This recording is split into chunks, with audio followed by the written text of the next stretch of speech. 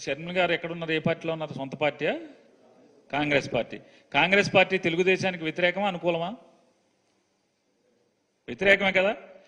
అంటే అంటే కాంగ్రెస్ పార్టీ అనే పార్టీ వైఎస్ఆర్ కాంగ్రెస్ పార్టీకి, తెలుగుదేశం పార్టీకి, జనసేన పార్టీకి, భారతీయ జనతా పార్టీకి అంటే నలుగురికి వ్యతిరేకంగా రాజకీయాలు చేసేటువంటి పార్టీలో ఉన్నటువంటి షర్మిల గారు అనే ఆవిడ భారతీయ జనతా పార్టీ కలిసి ఉన్న ప్రభుత్వాన్ని వెనకేసుకొస్తూ ఒక ప్రతిపక్షంలో ఉన్నటువంటి పార్టీని గురించి అంటే డిఫెండ్ చేస్తూ, భారతీయ జనతా పార్టీ ప్రభుత్వాన్ని డిఫెండ్ చేస్తూ, వెనకేసుకొస్తూ, సమర్థిస్తూ, అధికారంలో లేనటువంటి ప్రతిపక్షంలో ఉన్నటువంటి ఒక రాజకీయ పార్టీని విమర్శించే స్థితిలో ఉందంటే ఆవిడ ఎవరి కోసం, ఎందుకోసం రాజకీయాలు చేస్తుంది? భారతీయ జనతా పార్టీ అలాగే తెలుగుదేశం పార్టీ ఈ ఇద్దరి కోసమే రాజకీయాలు చేస్తుంది, వాళ్ళిద్దరిని సమర్థించడం కోసమే అనేది. ఎందుకంటే వైఎస్ఆర్ కాంగ్రెస్ పార్టీ మీరు మోసం చేశారా అని మేము మాట్లాడితే మాకు సమాధానం చెప్పాల్సింది ఎవరు? కూటమిలో ముగ్గురు ఎవడొకటి సమాధానం చెప్పాలి. వాళ్ళ కూటమి ఎవరు సమాధానం చెప్పకుండా కాంగ్రెస్ పార్టీ మాకు సమాధానం చెప్తుందంటే, కాంగ్రెస్ పార్టీ మమ్మల్ని విమర్శిస్తూ భారతీయ జనతా పార్టీ, తెలుగుదేశం పార్టీ ప్రభుత్వాన్ని సమర్థిస్తుందంటే ఇక మీరు ఆ రాజకీయాలు ఏ స్థాయికి దిగజారి ఉన్నాయో, ఆ పార్టీ ఏ స్థాయికి దిగజారిందో, దిగజారి రాజకీయాలు చేస్తాం. ఇంకా నేనేం సమాధానం చెప్పాల్సిన పని లేదు.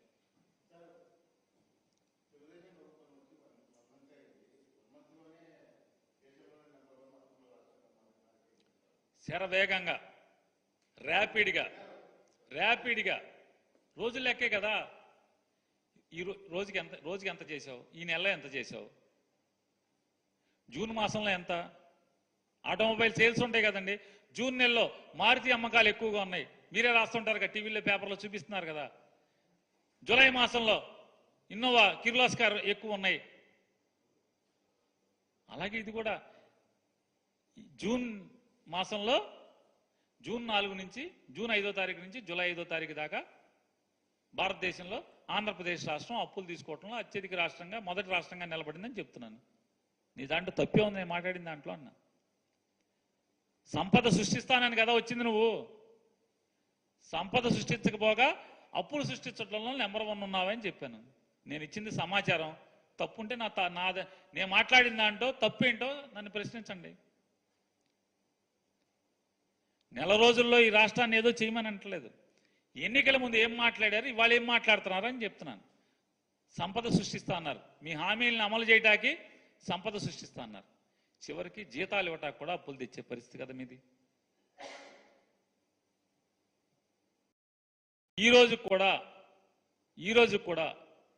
ఇక్కడ అక్కడ భారతీయ జనతా పార్టీ ప్రభుత్వం ఏముంది, ఇక్కడ అక్కడ తెలుగుదేశం పార్టీ ప్రభుత్వం ఏముంది, ఇక్కడ అక్కడ కూటమి ప్రభుత్వం ఉంది. ఈ కూటమి ప్రభుత్వంలోని దేశ ఆర్థిక మంత్రి ఈ రోజు కూడా చెప్తున్నారు ఆంధ్రప్రదేశ్ రాష్ట్ర అప్పులు 4 లక్షల కోట్లు చిల్లర అని. నిన్నటిదాకా మీరందరూ కూడా ఆఖరికి భారతీయ జనతా పార్టీ అధ్యక్షురాలను ఇక్కడ బోర్డు పెట్టుకున్నవాడు కూడా 15 లక్షల అప్పులు, 15 లక్షల కోట్ల అప్పులు అని చెప్పింది. మరి ఎవరిని నమ్మాలి? ఎవరిది మోసం, ఎవరిది అబద్ధం చెప్పండి మీరు. నిర్మలా సీతారామన్ గారు ఈ దేశానికి ఆర్థిక మంత్రి. ఆవిడ మళ్ళీ మొన్న ప్రమాణ స్వీకారం చేశాక కూడా ఆవిడ చెప్పారు 4 లక్షల కోట్లే అప్పులు ఆంధ్రప్రదేశ్ రాష్ట్రానికి అప్పులు అని చెప్పని. మోసం ఎవరిది? దగా ఎవరిది? వంచన ఎవరిది? వంచనతో కూడినటువంటి మోసపు మాటలు ఎవరి?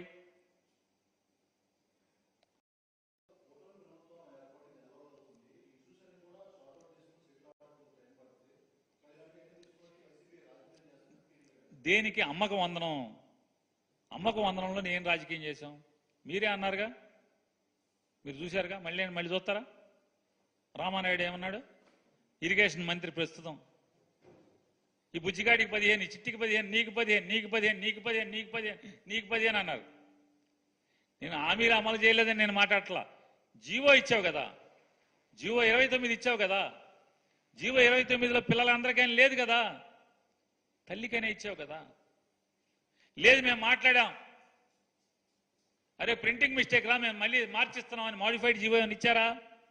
ఇవ్వలేదు కదా. కనీసం సమాధానం చెప్పలేదు కదా. అలా కాదు మేము పిల్లలందరికీ ఇవ్వబోతున్నాం అని చెప్పని చెప్పట్లేదు కదా. ఆ రోజు షరతులు లేకుండా అన్నారు కదా, ఇవాళ షరతులు పెట్టారేంటి అని అడుగుతున్నాం. జగన్మోహన్ రెడ్డి గారి ప్రభుత్వం షరతులు పెట్టింది, మరి మేము షరతులు పెట్టమన్నారు కదా, షరతులు పెట్టారేంటి? సమాధానం చెప్పాలి కదా. అంటే సమాధానం ప్రశ్నించడం కూడా ప్రతిపక్షం తప్పు అని మీరు మాట్లాడుతున్నారు. మేము ఖచ్చితంగా ఇదిగో ఈ తప్పు చేస్తున్నారు, ప్రజల్ని ఈ రకంగా మోసం చేస్తున్నారు, జీవో ఇలా ఇచ్చారు అని చెప్పాం. కరెంటు మీరే చెప్పారు, చంద్రబాబు నాయుడు గారు చెప్పారు, ట్రూ అప్ ఛార్జెస్ ఉండవని చెప్పని.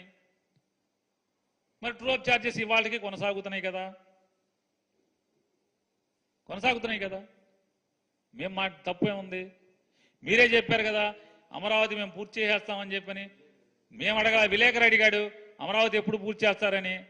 ఆయన అడుగుతున్నాడు, నీకు ముఖ్యమంత్రి పదవి ఇస్తా, నువ్వు ఎప్పుడు చేస్తావు చెప్పు అని చెప్పని ఆయన చెప్తున్నాడు చంద్రబాబు నాయుడు గారు.